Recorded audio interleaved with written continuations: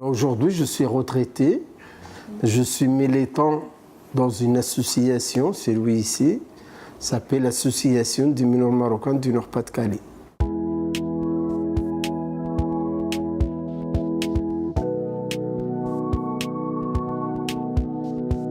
J'ai été tout gamin au Maroc et que pour moi la France c'est un rêve.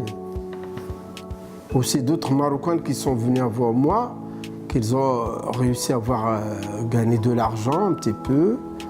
Ils retournent voir leurs parents, les voient, ils ont de l'argent, ils sont bien habillés, tout ça, donc pourquoi pas moi? En arrivant ici en France, non, on ne connaît rien. Je ne parle pas un mot français. Je sais que c'est aller travailler au-dessous de la terre, dans les mines. C'est tout. D'ailleurs, quand on est arrivé, on a été pendant 15 jours à l'école pour apprendre à manipuler les outils qu'on va utiliser au fond de la mine, c'est-à-dire les pinceaux, les machines, le marteau-piqueur, tous ces outils-là. J'ai été recruté en 1963. Il y a un recruteur qui s'appelle Félix Mora, qui est venu de France. Et j'ai monté, aller le voir là-bas. Les gens, ils font la queue. Ils sont, pour pas dire à poil, bien sûr. Et le recruteur les reçoit, debout comme ça, et leur serre la main, et leur met un tampon. C'est lui qui reçoit un tampon vert, il passe pour remplir une fiche. Déjà le soir, je prépare on appelle mon casse-croûte, mon briquet, c'est-à-dire les tartines, l'eau qu'on doit faire bouillir et on met un petit peu de café dedans. Bien sûr, on appelle la mosette, le sacoche. Tout ce qu'on a besoin, tout ce qui est nécessaire, il est là, il s'est accroché avant d'y aller dormir. Le journée, on descend à 6 h du matin, on monte à 14 h.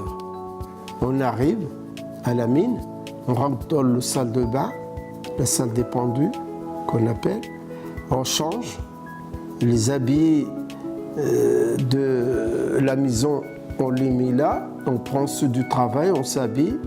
On va à la lampisserie, on recoupe notre lampe, on passe au magasin, on prend nos outils et on se présente devant le chef, on appelle le porion, il nous pointe et on descend, on arrive à la cage, ceinture, on se présente, on descend, selon l'étage, on doit travailler.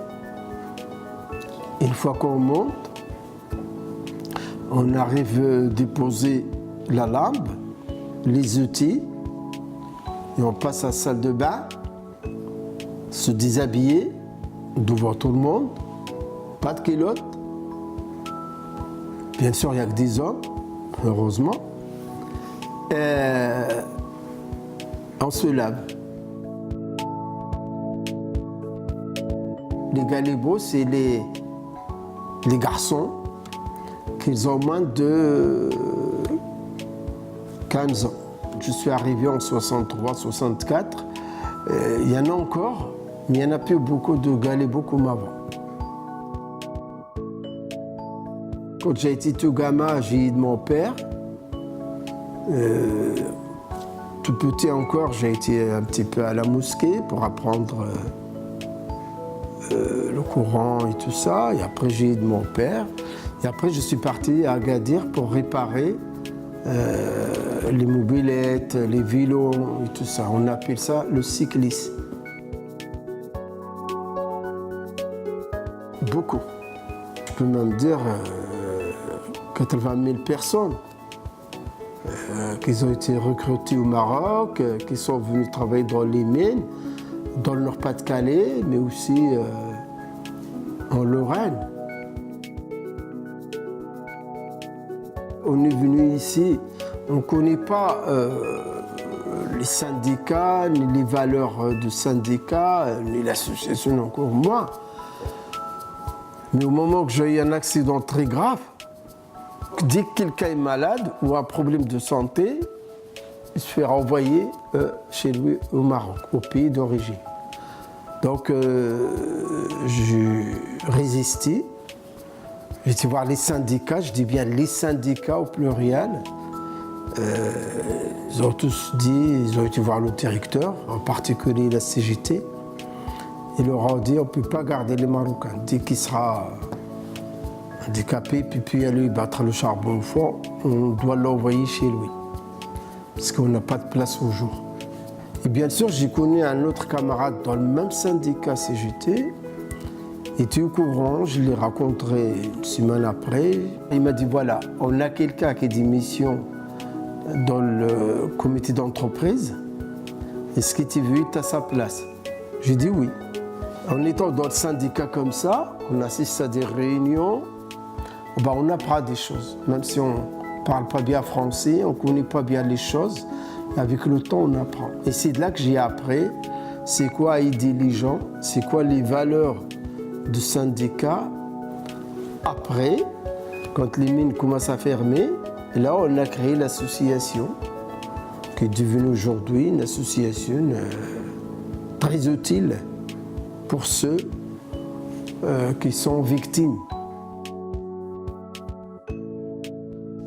On est arrivé dans le site de Frénois à Monténon-Nostrevent, dans les braquements, je dirais aujourd'hui on peut le dire, pourris, où les Allemands pendant la guerre avaient mis les prisonniers, donc on a été logés là-bas, descendre là-bas. C'est là que j'ai dit, c'est ça la France? À être logé dans ces braquements, pas de chauffage, sale, noirci. J'ai dit tiens, je ne resterai pas là, je vais travailler 2-3 mois pour ramasser un petit peu d'argent. Et donc je résistais pendant les 3 mois là, dans laquelle on a été, comme j'ai expliqué tout à l'heure, encadré. Heureusement, il y a des bons gens, des bons Français, parce que bon, quand on dit Français, en particulier dans le Nord-Pas-de-Calais, il y a Polonais, Italiens, Yougoslaves, Espagnols et d'autres nationalités, Algériens, Tunisiens. Beaucoup de Français ne connaissent pas leur histoire. Ils ont la mémoire courte. Parce que le racisme gagne de terrain. Amil.